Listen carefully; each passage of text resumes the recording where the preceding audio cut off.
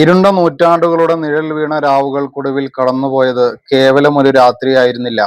നൂറ്റാണ്ടുകളുടെ അടിമത്തത്തിനും സ്വതന്ത്ര ഭാരതത്തിന്റെ പുലരിക്കും ഇടയിലുള്ള ആ നിമിഷമായിരുന്നു അത്. അങ്ങനെ ഈ ഭാരത മണ്ണിൽ ഒരു പുതിയ പുലരി പിറന്നു. അടിമത്തത്തിന്റെ ചങ്ങലക്കെട്ടുകൾ അഴിഞ്ഞു വീണ ആ പുലരിക്ക് സ്വാതന്ത്ര്യത്തിന്റെ സുഗന്ധമായിരുന്നു. 1947 ഓഗസ്റ്റ് 14 അർദ്ധരാത്രി. ലോകം മുഴുവൻ ഉറങ്ങിക്കിടന്ന ആ പാതിരാത്രിയിൽ ബ്രിട്ടീഷ് അധികാരത്തിന്റെ ദണ്ഡു വാങ്ങി ഡോക്ടർ രാജേന്ദ്ര പ്രസാദും ഭരണഘടനാ ശില്പികളും ആ ചരിത്രം കുറിച്ചു.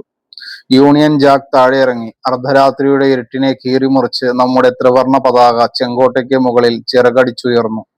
മൗണ്ട് ബാറ്റൻ പ്രഭുവിൽ നിന്നും അധികാരത്തിന്റെ ദണ്ഡു വാങ്ങി സ്വതന്ത്ര ഭാരതത്തിന്റെ പ്രഥമ രാഷ്ട്രപതിയായി ഡോക്ടർ രാജേന്ദ്ര പ്രസാദ് ചുമതലയേറ്റ ആ നിമിഷം, ഡൽഹിയുടെ ആകാശത്തേക്ക് നമ്മുടെ ത്രിവർണ പതാക ആദ്യമായി ചിറകടിച്ചുയർന്നപ്പോൾ ഓരോ ഭാരതീയന്റെയും കണ്ണുകളിൽ ആനന്ദ കണ്ണീർ പെയ്തിറങ്ങി.